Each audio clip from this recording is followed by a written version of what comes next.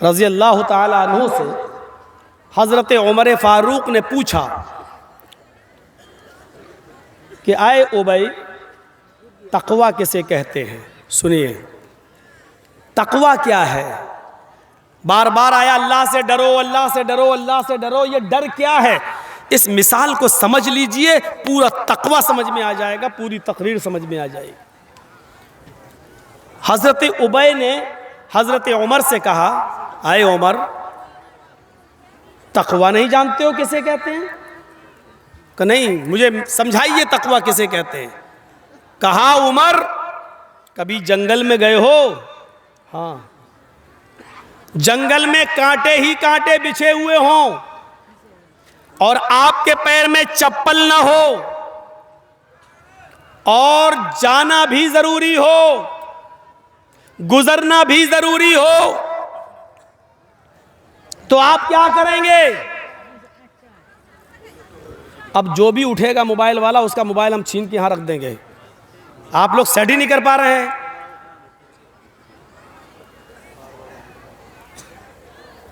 اجازت دینے کا مطلب یہ تھوڑی ہوتا ہے کہ آپ لوگ ایک تو اتنا اونچا اونچا کر دیتے ہیں کہ وہاں جو لوگ بیٹھے ہوئے ہیں ان کو دکھائی نہیں دیتا۔ آپ کے تو اکاؤنٹ میں پیسہ آ رہا ہے بھائی، چل رہا ہے آپ کا چینل۔ بول تو دیا یار، آپ ہی کی تو طرفداری کر رہا ہوں، آپ کا بولنا ضروری ہے کیا؟ ہر آدمی عجیب سا ہے۔ اللہ تعالیٰ غریق رحمت فرمائے مولانا عبدالسلام صاحب کو، اسی علاقے کے تھے آس پاس کے، وہی مجھے اس گاجول میں لائے تھے سب سے پہلے۔ انہوں نے سب سے پہلے اس گاجول میں ہمارا پروگرام کرایا تھا خردہیل میں، اور اس کے بعد شاید میں یہ اب آ رہا ہوں۔ اللہ رب العالمین ان کو ان کی مغفرت فرمائے اور ان کو جنت الفردوس میں اعلیٰ مقام عطا فرمائے، غریق رحمت فرمائے۔ سوچو کتنے دنوں کے بعد آ رہے ہیں، پھر آپ سننا بھی نہیں چاہتے ہیں۔ سنیے، تو میں عرض یہ کر رہا تھا کہ تقویٰ، جنگل میں گئے ہو، کہاں کانٹے ہی کانٹے ہوں، جانا بھی ضروری ہو اور چپل بھی نہ ہو، کیا کرو گے؟ تو حضرت عمر فاروق نے فرمایا کہ میں ان کانٹوں سے بچ بچ کر چلوں گا، جھاڑیوں کو چیرتے ہوئے، کانٹوں دار جھاڑیوں کو ہٹاتے ہوئے کانٹوں سے بچ بچ کر چلوں گا۔ کوشش کروں گا کہ کوئی کانٹا میرے پیر میں چبھ نہ جائے۔ حضرت ابی ابن کعب نے کہا، جب کانٹے ہی کانٹے بچھے ہوئے ہیں تو چاہے جتنا کانٹوں سے بچو، بہت زیادہ بچنے کے باوجود ایک دو چار کانٹے تو پیر میں چبھ ہی جائیں گے۔ بھئی جب کانٹے ہی کانٹے ہیں تو بہت بچنے کے بعد بھی تو کچھ تو کانٹے لگ ہی جائیں گے، تمہارے پیر میں چبھیں گے۔ فرمایا اگر ایسا ہو گیا، پیر میں دو چار کانٹے چبھ گئے اور بلڈ خون نکل آیا، تو میں اس کی مرہم پٹی کر لوں گا، اس کا میں علاج کر لوں گا، اس میں ہم مرہم وغیرہ لگا لیں گے۔ تو ابی ابن کعب نے کہا، اے عمر، یہی تو تقویٰ ہے جو آپ نے مجھے بتا دیا ہے، یہی تو تقویٰ ہے جو آپ نے مجھے بتا دیا ہے۔ کہا میں سمجھا نہیں۔ کہا جس طرح کانٹے ہی کانٹے جنگل میں بچھے ہیں اور جانا ضروری ہے تو کانٹوں سے بچ بچ کے گزر جاتے ہو، اسی طریقے سے اس دنیا میں قدم قدم پر گناہوں کا جال بچھا ہوا ہے، ہر ایک قدم پر گناہ کی ہڈیاں ملیں گی، ہر ایک قدم پر گناہ کے اڈے ملیں گے۔ اس دنیا میں گناہوں کا جال بچھا ہوا ہے، لیکن دنیا سے گزرنا بھی ضروری ہے۔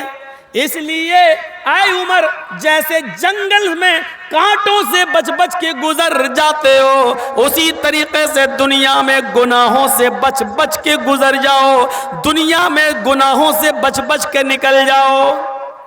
جنگل میں کانٹوں سے بچنے کے باوجود دو چار کانٹے لگ جائیں گے تو اس کی تم مرہم پٹی کر لو گے، ایسے ہی دنیا میں گناہوں سے بچنے کے باوجود دو چار خطائیں اور گناہ ہو ہی جائیں گے، انسان ہونے کے ناطے تو اس کی مرہم پٹی کر لیا کرو۔ الدعاء والاستغفار، اللہ کے سامنے گڑ گڑا لیا کرو اور مغفرت کی دعا کر لیا کرو، اللہ سے اپنے گناہوں کی توبہ اور استغفار کر لیا کرو، یہی اس کا علاج ہے۔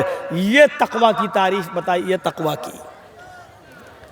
ٹرین میں چل رہے ہو، آپ کی سیٹ لوور ہے، نیچے والی، मिडिल बर्थ पर एक और आदमी लेटा हुआ है और उसके ऊपर सबसे अपर बर्थ पर एक और आदमी लेटा हुआ है। रात के 2 बजे आपको पेशाब लगता है, आप लोअर बर्थ से उठते हैं, इस्तिंजा करने, पेशाब करने टॉयलेट में जाते हैं। ट्रेन अपनी 80-100 की स्पीड पे चल रही है, पेशाब करके टॉयलेट से जब आप अपनी बर्थ पर आते हैं, लोअर बर्थ पर लेटना चाहते हैं, आपकी नजर मिडिल बर्थ पर लेटे हुए आदमी पर पड़ती है। मिडिल बर्थ पर आदमी लेटा है और उसकी जेब में 2-2 हजार रुपए के नोट की एक गड्डी है जो गाड़ी के हिलने से बाहर आ रही है। आपने कहा ये तो बड़ा अच्छा मौका है, ये सो रहा है, पूरे ट्रेन की लाइट ऑफ है, गाड़ी चली रही है, सब सो रहे हैं, बस हाथ बढ़ाना और निकालना है और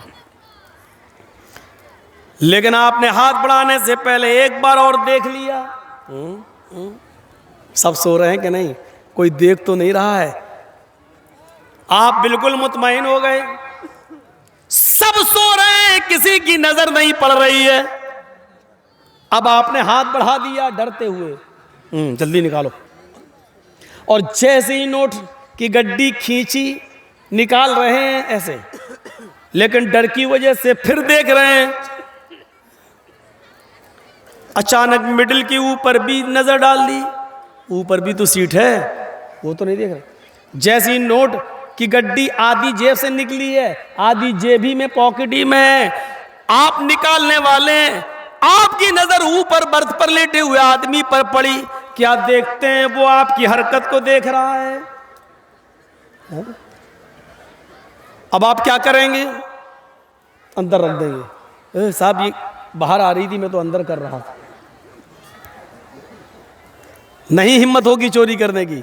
या दूसरा रास्ता, किसी से कहना नहीं, निस्फुल ली व निस्फुल लकुम, आधा आधा, आधा तेरा आधा मेरा, लेकिन जरूरी नहीं, हो सकता है वो आदमी ईमानदार हो, ले ही ले।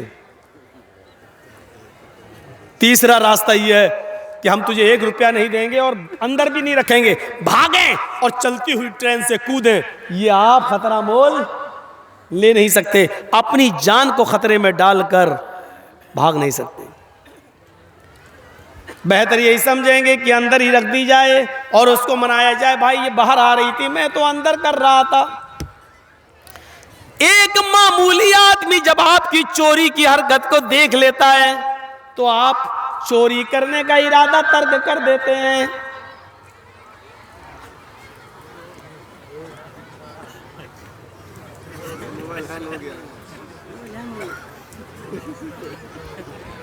यार अब भाई, अब रज़ाकार देखें भाई, अब ये हमारे बस से निकल चुका है।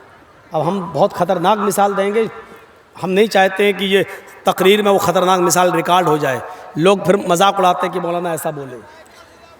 बहुत गलत बात है ये। अभी मैंने मना किया और इसकी हिम्मत देखो, इसका कलेजा देखो यार, अपनी अम्मा के पेट में कैसे टिका होगा ये आदमी।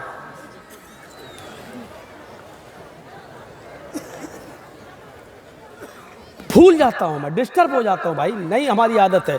हम लोगों ने बंबई के प्रोग्राम देखे, कर्नाटक के देखे, बेंगलोर के देखे, हैदराबाद के, कितनी शांति सुकून, सरों पर बैठी मक्खी तक नहीं उड़ाते वो यार। सीखो उन लोगों से यार, तहजीब देखी उनके प्रोग्रामों में हमने। यहाँ जो उठ रहा है, जिसको पेशाब लग रहा है, अरे थैली भी लेके आया करो, यहाँ पर पहले बैठ जाएंगे, बीच में बाद में उठ के भागेंगे। सबको एक साथ, टाइमिंग भी इतनी फिक्स है कि सबको एक साथ पेशाब लगता है, 10-10 आदमी एक साथ उठेंगे। तो आप चोरी नहीं कर सकते। मामूली आदमी आपकी हरकत को देख रहा है तो आप चोरी नहीं कर सकते। बिल्कुल यही कैफियत तकवे की है। एक मुसलमान के दिल में यही तकवा होना चाहिए, जब वो शराब की बोतल हाथ में ले और अपने होठों तक ले जाए तो ये सोच ले कि दुनिया की नजरें देख रही हो या नहीं, मेरी बीवी नहीं देख रही, मेरे बच्चे नहीं देख रहे, मेरे माँ बाप नहीं देख रहे, लेकिन अल्लाह की जात तो है जो देख रही है, अल्लाह तो है जो देख रहा है, अल्लाह रब्बुल आलमीन की नजरों से मैं छिपा हुआ नहीं हूँ। यही तवक्कुल, यही डर, यही तकवा تقویٰ ہمارے اندر پیدا ہو جانا چاہیے، اور اللہ کا ڈر جیسی پیدا ہوا ہم نے شراب کی بوتل کو پھوڑ دیا، نہیں پیئیں گے ہاتھ. یہ ہے تقویٰ. ایسے حق تقاتہ کا مطلب یہ ہے. یا ایھا الذین آمنوا اتقوا اللہ وقولوا قولا سدیدا. اے ایمان والو تم اللہ سے ڈرو اور جب بھی بات کرو تو درست بات کرو. اللہ نے یہ کہا ہے کہ جب بھی بات کرو تو درست بات کرو. قولا سدیدا، صحیح صاف ستھری بات کرو. اللہ نے یہ نہیں کہا سچ بولو. سچ بولنے میں اور درست بات کہنے میں فرق ہے، فرق ہے. اللہ نے یہاں یہ کہا ہے درست بات بول. قولا سدیدا، سدیدا تسدید السہم سے مشتق ہے، یعنی تیر کو جب کمان میں لگایا جاتا ہے اور کمان سے جب تیر کو چھوڑا جاتا ہے تو وہ تیر بالکل نشانے پر جاتا ہے، بالکل نشانے پر سیدھا. جیسے آپ کو اس راڈ پر، اس ٹیوب لائٹ پر نشانہ لگانا ہے تو کمان سے جو تیر چھوڑیں گے وہ سیدھے اس ٹیوب لائٹ پر لگے گا، ادھر ادھر نہیں ہوتا ہے وہ تیر. جیسے آپ نے چھوڑا ویسی وہ گیا سیدھے. تو جیسے تیر نشانے پر لگتا ہے ویسی آپ کی بات بالکل صاف ستھری اور بے لاگ ہونی چاہیے. کہنے والا جو کہہ رہا ہے، پوچھ رہا ہے، اسی کے مطابق ہونی چاہیے. مثلا مولانا جرجیت صاحب کو پولیس ڈھونڈ رہی ہے اور پہچانتی نہیں ہے، اور میرے پاس آ کے کہتی ہے مولانا جرجیت کو دیکھا، اور مجھے سے پوچھ رہی ہے. میں 2 قدم ہٹ گیا، یہاں تھا یہاں آ گیا. جی کیا کہہ رہے ہو؟ ارے مولانا جرجیت کو دیکھا؟ ہاں ابھی تو یہاں تھے. صحیح بولا کہ غلط بولا؟ ہیں؟ آپ لوگوں سے میں پوچھوں گا یہ صحیح بولا کہ غلط بولا؟ صحیح بولا. لیکن شریعت کہتی ہے یہ غلط بولے. یہ صحیح تو ہے، سچ تو ہے، لیکن درست نہیں ہے. اس نے آپ سے کہا کہ مولانا جرجیت کو دیکھا. مولانا جرجیت تو آپ ہی ہیں، اور آپ یہ جانتے ہیں کہ یہ مجھی کو پوچھ رہا ہے، تو پھر آپ کو یہ کہنے کی ضرورت نہیں ہے کہ ابھی تو یہاں تھے. اب یہ جھوٹ میں لکھا جائے گا. مثلا میرا بزنس مالدہ سے چلتا ہے اور کوئی آدمی مجھ سے پوچھے یار مولانا صاحب مال لے کے کہاں جاتے ہو، کہاں بیچتے ہو؟ میں نے بتانا نہیں چاہتا. بھائی میں بتاؤں گا تو تم بھی شروع کر دو گے، کمپٹیشن ہو جائے گا. ہم نہیں چاہتے کہ میرے بزنس میں کوئی اور بھی انٹرفیئر کر سکے. آپ نے مجھ سے پوچھا مولانا صاحب کل کہاں تھے؟ آپ جاننا چاہ رہے ہیں میرے جگہ کے بارے میں، آپ جاننا چاہ رہے ہیں میرے بزنس کے بارے میں. ارے مولانا صاحب کل مال لے کر کہاں گئے تھے، کل کہاں تھے؟ اور میں نے کہہ دیا زمین کے اوپر آسمان کے نیچے. میں نے کیا کہا؟ زمین کے اوپر آسمان کے نیچے. میں جہاں بھی تھا تو زمین کے اوپر ہی رہا تھا، اور جہاں بھی تھا تو آسمان کے نیچے ہی تھا. آپ کی نظر میں یہ بات صحیح ہو سکتی ہے، لیکن شریعت کی نظر میں یہ بات صحیح نہیں ہے، کیونکہ وہ بھی جانتا ہے کہ زمین کے اوپر اور آسمان کے نیچے. وہ جاننا چاہتا ہے کہ آپ کس شہر میں تھے، کس بستی میں تھے، کہاں تھے، اور آپ بتانا نہیں چاہتے. آپ صاف کہیے میں آپ کو بتا نہیں سکتا، میں کہاں تھا یہ میں آپ کو نہیں بتا سکتا. کوئی گناہ نہیں ہے، آپ صحیح بول دیجئے میں کہاں تھا میں آپ کو نہیں بتانا چاہتا. آپ مجھ سے بار بار مت پوچھیں، میں آپ کو نہیں بتاؤں گا، بس بات ختم کر دیجیے. لیکن آپ چاہتے ہیں کہ وہ برا بھی نہ مانے اور میں جھوٹا بھی نہیں ہوں، اور آپ ایسا بیچ کا راستہ نکالیں، ایسا بیچ کا راستہ. اور ایسے لوگوں نے بہت سے راستے نکالے تھے. آپ کو معلوم ہے 4 بزرگوں میں سے ایک بزرگ، 4 اماموں میں سے ایک امام ایسے بھی گزرے ہیں کہ ہم نام نہیں لیں گے، آپ لوگ اندازہ لگا لیجئے گا کہ ان کے زمانے میں ایک آدمی اور اس کی بیوی بہت زیادہ ہانڈی چاٹتی تھی. گوشت پکنے کے بعد ایسے لے کے ہانڈی چاٹتی تھی. ہاں اس کو بڑا شوق تھا ہانڈی چاٹنے کا, اور شوہر کو یہ بہت برا لگتا تھا. شوہر نے اس کو بہت سمجھایا لیکن وہ نہیں مانی. ایک دن غصے میں کہہ دیا کہ اگر تو نے اب ہانڈی چاٹی تو تجھ پہ 3 طلاق. وہ عادت کہاں بدلتی کسی کی. 2-4 دن تک تو بیچاری نہیں چاٹی, 5-6 دن اس نے پھر چاٹ لی, بھول گئی. اب اس علاقے کے سارے مولویوں نے فتویٰ دے دیا کہ طلاق ہو گئی. کہا کیوں؟ کہا اس نے ہانڈی چاٹ لی. کہا سب سے بڑے بزرگ سے پوچھ لیا جائے, وہاں سے ڈگری لے لی جائے, سرٹیفکیٹ لے لیا جائے. ان کے پاس پہنچے صاحب سب لوگ, یہ بھی پہنچا. کہ میں چاہتا نہیں ہوں کہ میری بیوی مجھ سے جائے.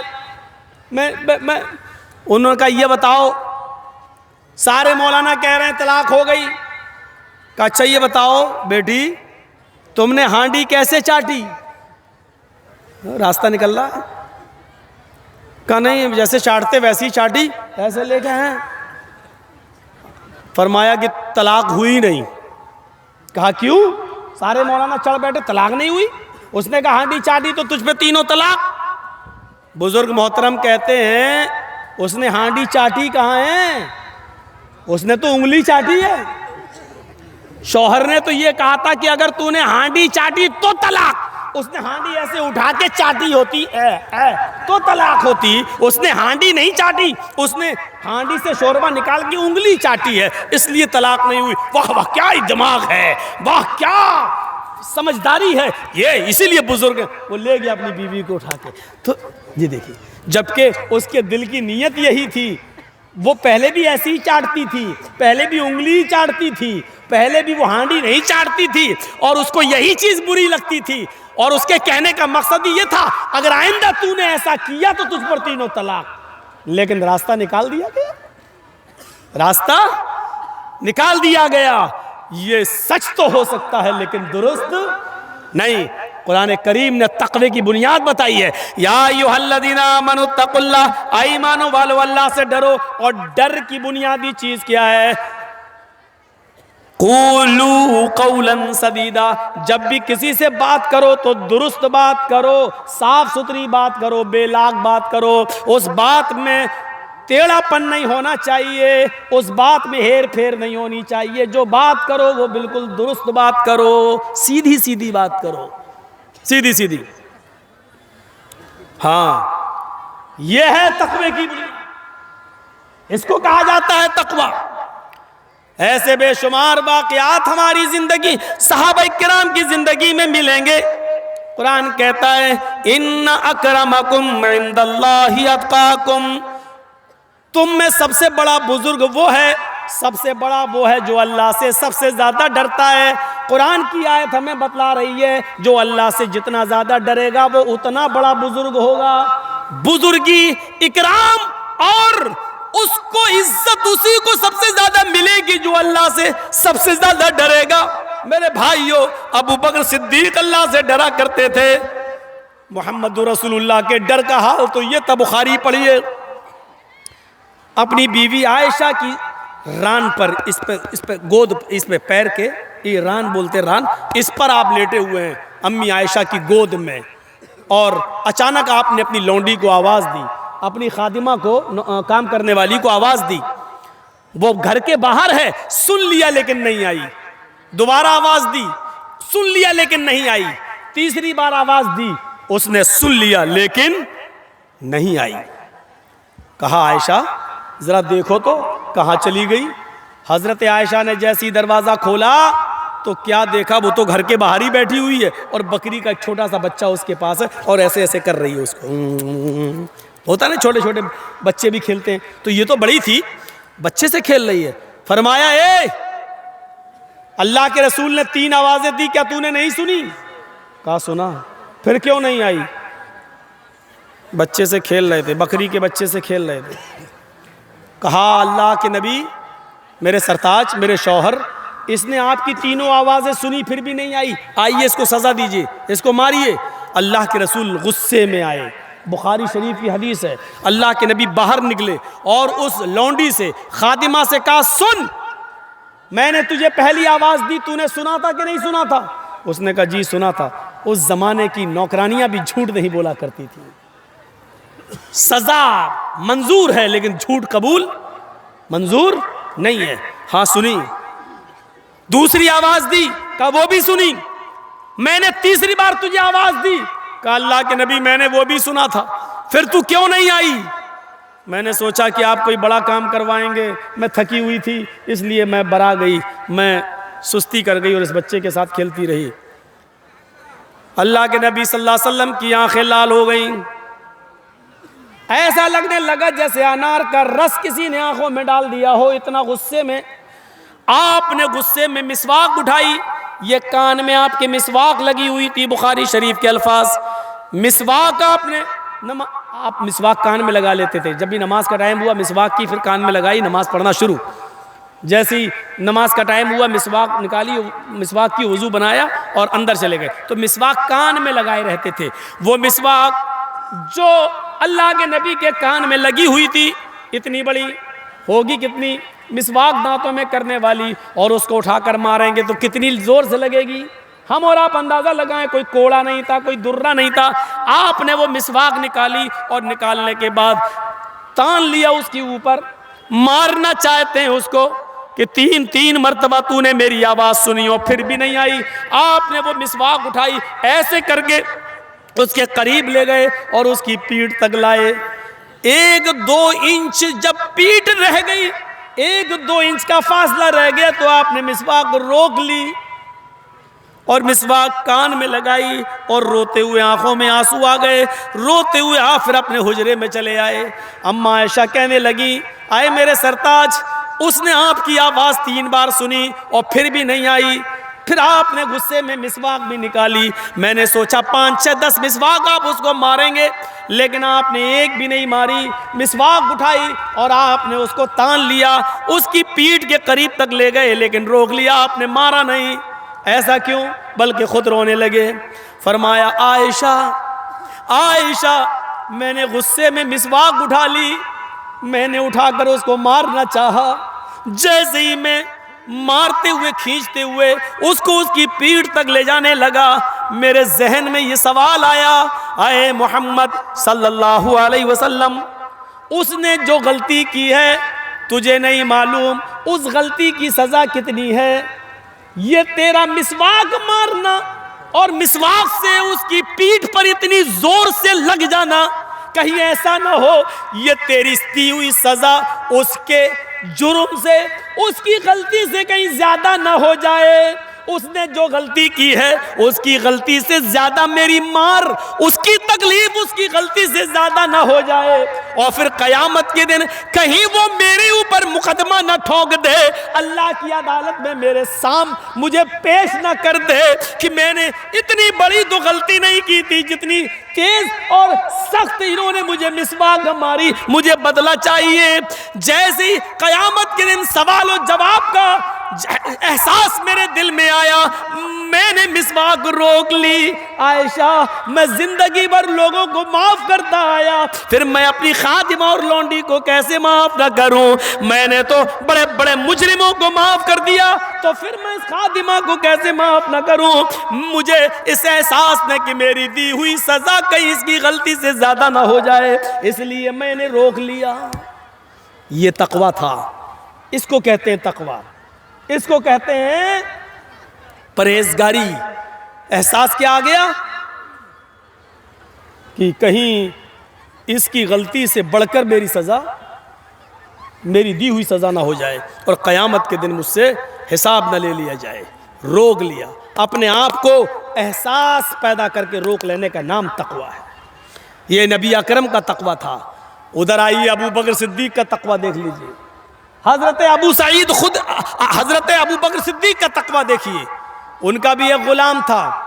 بھائی میں نے خریدا ہے کسی کو، وہ میرا غلام ہے، ہم اس سے کام کروا سکتے ہیں، محنت مزدوری کروا سکتے ہیں، اور محنت مزدوری کرا کر جو وہ کما کر لائے گا اس کی کمائی ہم کھا سکتے ہیں، کیونکہ وہ میرا غلام ہے، ہم نے خریدا ہے. جائز ہے شریعت کے اندر.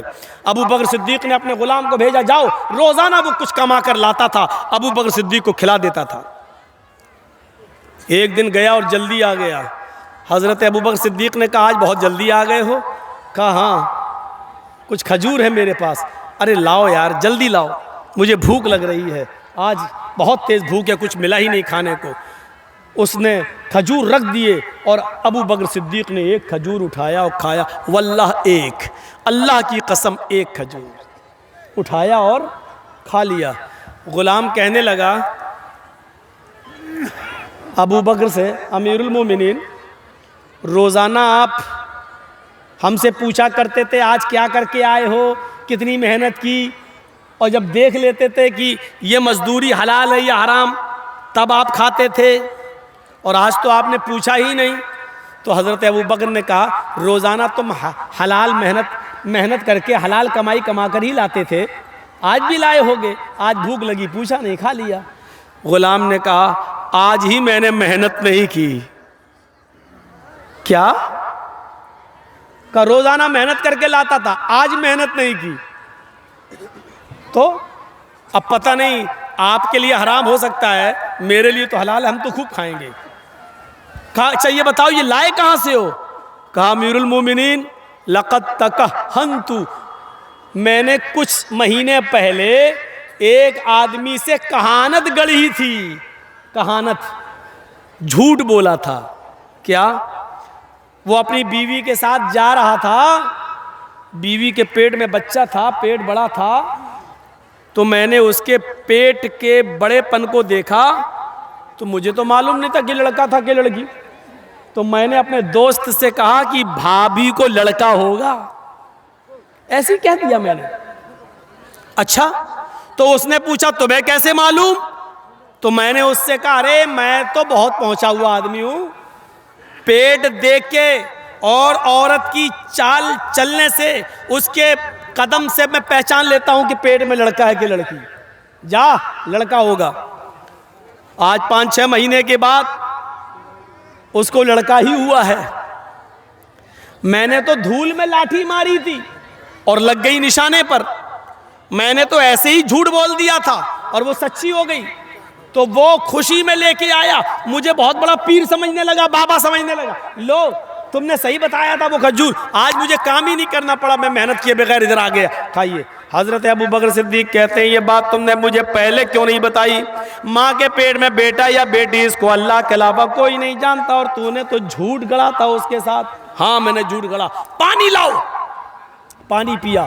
اب سنو بخاری کے الفاظ، حضرت ابو بکر صدیق پانی پی گئے، 1 گلاس 2 گلاس پانی پیا، پھر یہ 3 انگلیاں حلق میں ڈالیں، آ کر کے قے کیا، تھوڑا سا کھجور باہر نکلا، پھر پانی پیا، پھر انگلی ڈالی، پھر قے کیا، پھر تھوڑا سا کھجور باہر نکلا، پھر پانی پیا، پھر انگلی ڈالی، پھر قے کیا، اس وقت تک پانی پیتے رہے اور الٹی کرتے رہے، وامٹنگ کرتے رہے اور کھجور نکالتے رہے، جب تک یقین نہیں ہو گیا کہ جتنا کھجور میں نے کھایا تھا سارا میرے پیٹ سے نکل گیا۔ جب یقین ہو گیا کہ ہاں نکل گیا ہوگا تب خاموش ہوئے، اور کیا کہتے ہیں؟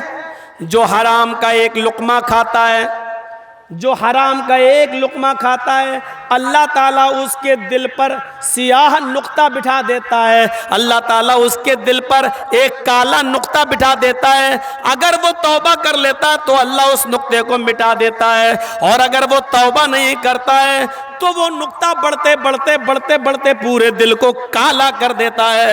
اور جب انسان کا پورا دل کالا ہو جائے، جب انسان کا پورا دل کالا ہو جائے تو پھر وہ سوچتا نہیں ہے کہ یہ مال میرے پاس جو آ رہا ہے وہ حلال کا یا حرام کا، آنے دو آنے دو، جہاں سے آ رہا ہے آنے دو، پھر اس کو حلال اور حرام کی تمیز اڑ جاتی ہے۔ یہ تقویٰ تھا، ایک کھجور کھا لیا، اس کو بھی نکال دیا۔ ہم اپنے غریبانوں میں جھانکیں، کتنی لاٹریاں خریدیں، کتنا حرام مال کھا رہے ہیں۔ یاد رکھنا تقویٰ صرف یہی نہیں ہوتا کہ جو مسلمان اپنے دل کے اندر پیدا کر لے لک جائے، یہ تقوی کی اور ایمانداری کی صفات کسی کے اندر بھی پیدا ہو سکتی ہے۔ جاپان کی راجدھانی کیا ہے؟ ٹوکیو۔ جاپان کی راجدھانی ٹوکیو، اور ٹوکیو کے اندر ایک ٹیکسی ڈرائیور غیر مسلم، ایک ٹیکسی ڈرائیور غیر مسلم، آپ کے اسی ہندوستان کا، ہندو ٹیکسی ڈرائیور، ہندو کون؟ اسی بھارت کا۔ میرے پیارے ساتھیوں ذرا تصور کیجئے، اس جاپان پر سعودی عرب کا ایک آدمی جاتا ہے، اس نے ایئرپورٹ سے اس کو ریسیو کیا اور ٹیکسی ڈرائیور سے اس سعودیہ کے آدمی نے پوچھا مجھے فلاں فلاں ہوٹل میں جانا ہے، اس نے کہا آئیے بیٹھ جائیے۔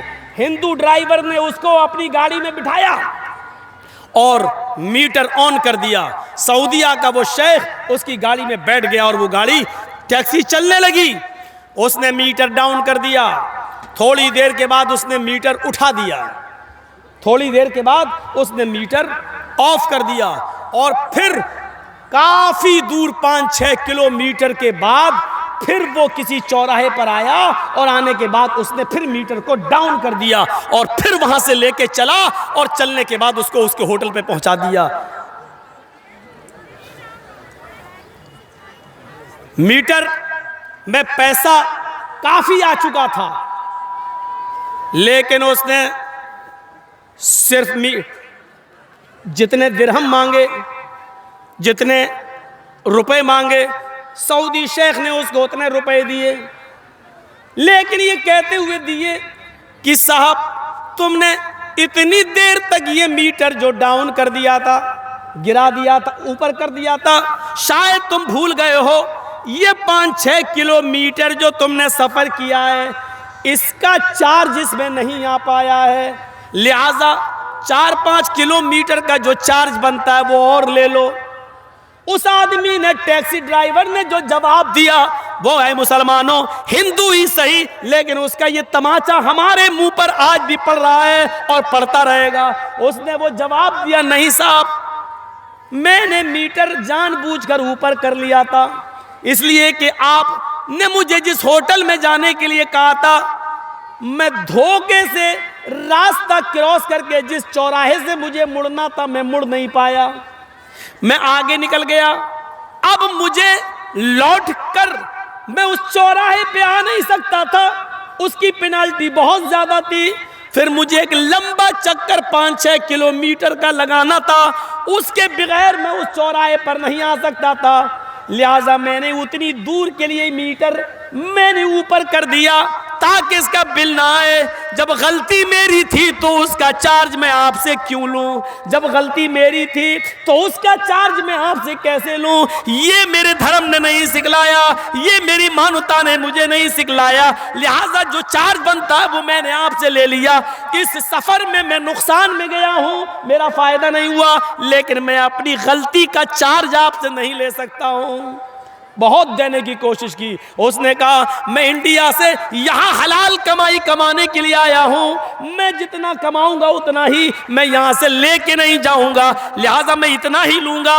اس ہندو کی اس ایمانداری کو میں سلام کہتا ہوں۔ میرے بھائیوں، اس نے اسی تعلیم پر عمل کیا جو تعلیم جناب محمد رسول اللہ صلی اللہ علیہ وسلم نے بتائی۔ یا مالدہ کے اور اس علاقے کے ٹیکسی ڈرائیوروں، رکشہ چلانے والوں، ذرا غور کرو کہ ایمانداری صرف تمہارے پاس ہی نہیں ہے، تقوی غیروں کے پاس بھی ہے اور ہم سے زیادہ بھی ان کے اندر ہے۔ فرق اتنا ہے کہ ان کو تقوی پر ثواب نہیں ملتا ہے لیکن انسانیت وہ قائم رکھتے ہیں۔ ہم جس مسلک و جس مذہب سے جڑے ہیں وہ ہمیں تقوی پر انعام بھی دیتا ہے، ثواب بھی دیتا ہے اور اس پر ہمیں خوشی بھی ہوتی ہے۔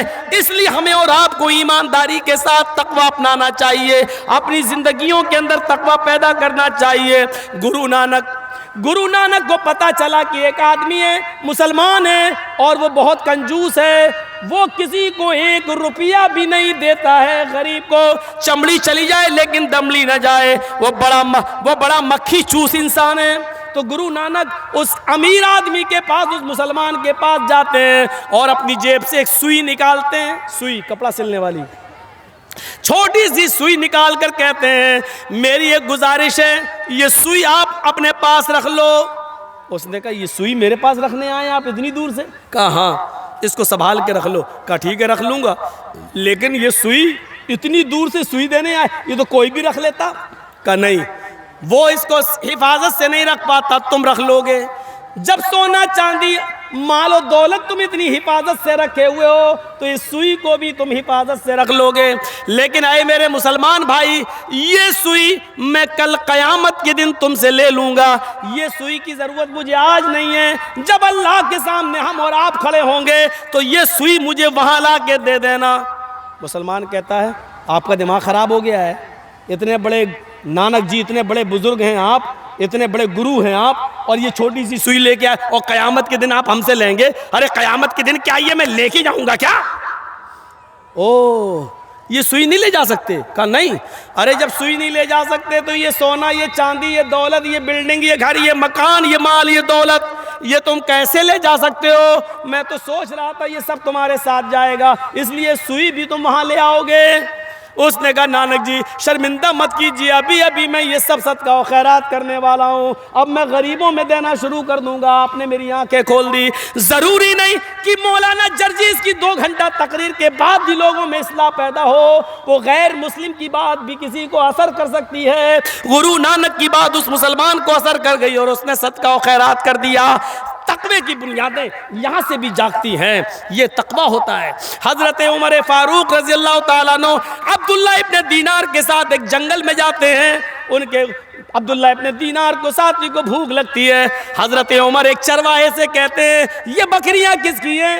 اس نے کہا یہ میرے مالک کی ہیں، میں اپنے مالک کی بکریاں یہاں چرانے کے لیے لاتا ہوں.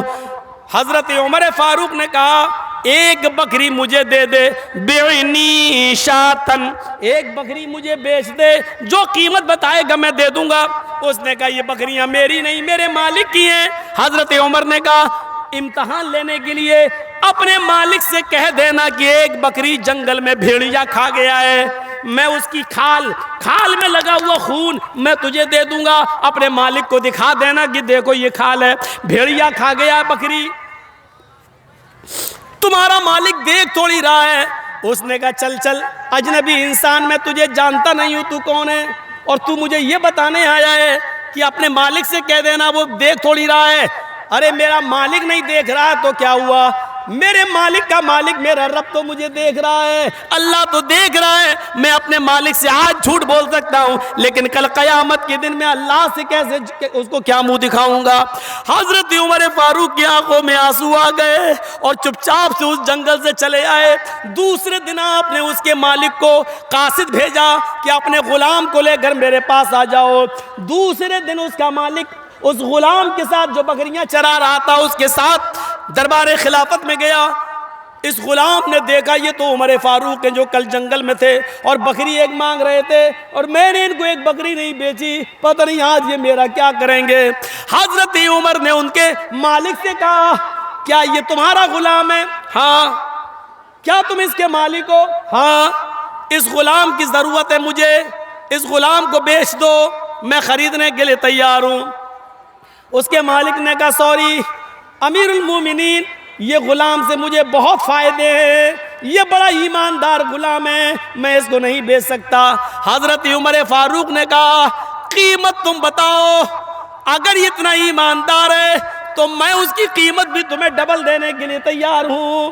اس نے کہا اگر ڈبل قیمت دیتے ہو تو میں اس کو بیچنے کے لیے بھی تیار ہوں. اس نے ڈبل قیمت بتائی. حضرت عمر نے بیت المال سے ڈبل قیمت دی اور اس غلام کو خرید لیا. اب وہ غلام یہ سمجھتا تھا اب میرا برا حال ہوگا، مجھے حضرت عمر نے خرید لیا. یہاں حضرت عمر نے اس غلام کو خریدا اور خرید کر اس غلام کو آزاد کر دیا، یہ کہتے ہوئے کہ کل جنگل کے اندر جب میں نے تم سے بکری مانگی تم نے کہا یہ میرے مالک کی ہے، میں نے کہا مجھے بیچ دو، اپنے مالک سے کہہ دینا بھیڑیا کھا گیا، وہ تمہیں دیکھ تھوڑی رہا ہے. لیکن تم نے یہ جواب دیا کہ میرا مالک نہیں دیکھ رہا ہے تو کیا ہوا؟ اللہ تو مجھے دیکھ رہا ہے. اللہ کو میں کیا جواب دوں گا؟ تم اللہ سے ڈرتے ہو اور جو اللہ سے ڈرتا ہو وہ کسی کی غلامی میں کیوں رہے گا؟ اس لیے میں نے خرید کر تمہیں آزاد کر دیا. آتقت کا فی الدنیا ہذہ الکلمۃ، اس کلمے کے ذریعے تم آزاد ہو. اللہ تعالیٰ اللہ کو کیا منہ دکھاؤں گا؟ اس کلمے کے نے تمہیں، اللہ کے خوف نے تمہیں اس دنیا میں آزادی دی ہے۔ اسی طریقے سے اگر تم ڈرتے رہے اور اللہ کا خوف اپنے دل و دماغ میں پیدا کرتے رہے، اللہ کا خوف اپنے دل میں رکھتے رہے، تو یہی کلمہ قیامت کے دن تمہیں میدان محشر کی تکلیف سے بھی نکالے گا اور تمہیں جنت کا مستحق بنا دے گا۔ یہ عمر فاروق کے اندر تقوی کا حال تھا۔ ان کے غلام، جب عمر فاروق کے دور میں غلاموں کے تقوی کا یہ حال تھا تو اور لوگوں کے تقوی کا حال کیا ہوگا؟ ہم سوچیں، غور کریں، اندازہ لگائیں۔ ہاں میرے بھائیوں، حضرت عمر، بحرین سے مال آتا ہے، بحرین سے بہت سا مال آتا ہے، اس میں عطر بھی آتا ہے۔ حضرت عمر فاروق کہتے ہیں یہ عطر سب لوگوں میں تقسیم کیا جائے گا، کون ہے جو اس کو تقسیم کر دے برابر برابر؟ حضرت عمر فاروق کی بیوی آئی، کہتی ہے میں اس کو برابر برابر تول کر سب کو برابر برابر بانٹ دوں گی۔ حضرت عمر نے کہا یہ کام میں تم سے نہیں کرواؤں گا۔ لوگوں نے کہا امیر المومنین، آپ کی بیوی ہے اور آپ کی بیوی سے زیادہ ایمانداری سے کون وزن کر سکتا ہے، ان کو تولنے دو۔ فرمایا نہیں نہیں، بالکل نہیں، میری بیوی عطر جب بٹے گا تو اس میں تمہارا بھی حصہ ہے، میرا بھی حصہ ہے۔ تم اپنے ہاتھ سے شیشیوں میں بھرو گی اور برابر برابر تول کے دو گی، پھر تمہارے ہاتھ میں لگا ہوا عطر تم اپنے کپڑوں پر ملو گی، اپنے چہرے پر ملو گی، اپنے بالوں پر ملو گی، اس کی خوشبو بیٹھ کر یہاں سونگو گی، پھر اپنا حصہ بھی لو گی، تو اتنی دیر تک جو خوشبو سونگو گی وہ تمہارے حصے کی سے زیادہ ہو جائے گی، اور میں نہیں چاہتا کہ یہ زیادتی تمہارے حصے میں آئے اور تم قیامت کے دن امانت میں خیانت کے جرم کے میں تم جہنم کے اندر جاؤ۔ یہاں سے اندازہ لگائیں ہم کہاں ہے، کہاں اتنا سا عطر بھی تقسیم نہیں کرنے دیا۔ حضرت عمر ابن عبدالعزیز کی بیوی حاملہ ہے، عمر ابن عبدالعزیز کی بیوی حاملہ ہے، پیٹ میں بچہ ہے۔ میری ماں سنو، تمہارے مطلب کا واقعہ ہے، میری بہنوں سنو، تمہارے مطلب کا واقعہ ہے۔ حضرت عمر ابن عبدالعزیز کی بیوی کے پیٹ میں حمل ہے، لیکن 4 دن سے کھانے کو کچھ نہیں ملا۔ کہنے لگی میرے شوہر، پیٹ کا بچہ بھوکا مر جائے گا، جب ماں کھائے گی تبھی تو بیٹے کو لگے گا، جب ماں کو کچھ نہیں ملے گا تو بیٹا کہیں دم نہ توڑ دے، کیا ہوگا؟ کم سے کم میری فکر نہ کرو تو اس بچے کی فکر کرو۔ ہاں میری بیوی، ابھی تنخواہ ملنے میں دیر ہے، ابھی تنخواہ میں دیر ہے، ابھی مہینہ پورا ہونے میں دیر ہے، جب مہینہ ہو جائے گا تو مجھے بیت المال سے وظیفہ مل جائے گا، رک جاؤ کچھ دن صبر کر لو، کچھ دن۔ اس دن میں اس بچے کا کیا ہوگا؟ 4 دن بھوک اور پیاس سے برداشت کرنے کے بعد اپنی لونڈی، اپنی خادمہ کو رات میں بھیجتی ہیں، بیت المال چلی جاؤ، ایک پیالہ دودھ لے آؤ، اس سے یہ کہہ دینا جب مہینہ پورا ہو جائے گا، جب مہینہ پورا ہو جائے گا اور مجھے بیت المال سے جو وظیفہ ملے گا تو ایک پیالہ دودھ آپ کو واپس کر دیا جائے گا، ابھی ادھار دے دو کچھ دنوں کے لیے۔ عمر ابن عبدالعزیز کی بیوی کے پیٹ میں بچہ ہے، ڈر ہے کہ کہیں وہ بچہ مر نہ جائے پیٹ کے اندر، اس لیے ایک پیالہ دودھ ادھار دے دو تاکہ وہ پی لے اور اس بچے کی جان بچ جائے۔ خادمہ لونڈی بیت المال جاتی ہے، بیت المال کے کیشیئر نے ایک پیالہ دودھ ادھار دے دیا، چلو جب مہینہ پورا ہوگا بیت المال سے جب وظیفہ ملے گا تو یہ دودھ واپس آ جائے گا۔ وہ چلتا ہی ہے، ہم نے آپ کو ادھار دے دیا، آپ نے مجھے، لیکن یہ دودھ کا پیالہ لے کر جب اندر آتی ہے، آگے سنو تقویٰ دیکھو، جب دودھ کا پیالہ لے کر یہ اندر جاتی ہے تو عمر ابن عبدالعزیز کنویں کے پاس بیٹھ کر وضو بنا رہے تھے، تہجد کی نماز پڑھنے کے لیے اٹھے تھے، انہوں نے دروازے سے آتے ہوئے کسی کو دیکھا تو کہنے لگے کون؟ لونڈی سمجھ گئی اب تو پکڑی گئی میں، کہنے لگی میں آپ کی خادمہ، تم وہاں کہاں سے آ رہی ہو رات میں؟ کچھ نہیں، کہیں نہیں گئی تھی۔ یہ تمہارے ہاتھ میں کیا ہے جس کو تم نے اوڑھنی سے چھپا رکھا ہے؟ عمر ابن عبدالعزیز آگے بڑھتے ہیں، کہنے لگی کچھ نہیں ہے، پانی ہے، آپ کی بیوی پانی پینے کے لیے منگا رہی ہے، پانی پینے کے لیے منگا رہی ہے تو کنواں تو یہاں تھا، تم دروازے کے اوڑ سے آ رہی ہو، دکھاؤ ذرا اوڑھنی ہٹاؤ۔ اوڑھنی ہٹاتی ہیں، تو دیکھتے کیا ہے اس میں ایک پیالہ دودھ ہے. عمر ابن عبدالعزیز کہتے ہیں ایک پیالہ دودھ یہ کہاں سے لائی ہو؟ سچ سچ بتا دیا بیت المال سے لائی ہوں. کس کے لیے لائی ہو؟ آپ کی بیوی کے لیے لائی ہوں. کیوں؟ کہا امیر المومنین میرے آقا آپ کی بیوی نے کئی دنوں سے کچھ نہیں کھایا اور اس حال میں پیٹ میں جس کے بچہ ہو اور کچھ نہ کھائے تو بچے کے مر جانے کا ڈر ہوتا ہے. امیر المومنین اپنی بیوی پر ظلم نہ کرو, اللہ کے واسطے ایک پیالہ دودھ اس کو پی لینے دو, شاید اس کو طاقت آ جائے اور بچہ زندہ رہے. حضرت عمر ابن عبدالعزیز نے وہ دودھ کا پیالہ چھین لیا, فرمایا اے میری بیوی یہ ایک پیالہ دودھ کا یہ بیت المال سے آیا ہے اور بیت المال تمام مسلمانوں کی ذمہ داری پہ چلتا ہے, سب کا حق ہے. اس ایک پیالہ دودھ لینے کے لیے مجھے تمام مسلمانوں کو بٹھا کر میٹنگ کرنا پڑتی ہے, پھر فیصلہ ہوتا ہے کہ دیا جائے کہ نہ دیا جائے. سب راضی ہوتے ہیں تو ایک پیالہ دودھ ادھار ملتا ہے, ورنہ نہیں. یہ میری اجازت کے بغیر کیسے آ گیا ہے؟ کیا تم اس بچے کو چوری کا دودھ پلاؤ گی؟ کیا یہ بچہ چوری کے دودھ سے زندگی پائے گا؟ مسلمانوں کی امانت میں خیانت والا مال اس بچے کی طاقت بنے گا؟ یہ دودھ تمہیں نہیں ملے گا. کہا امیر المومنین اللہ کے واسطے ایک پیالہ دودھ میں نے ادھار مانگا ہے, بعد میں جمع کر دوں گی, اگر نہیں ملا تو یہ بچہ مر جائے گا.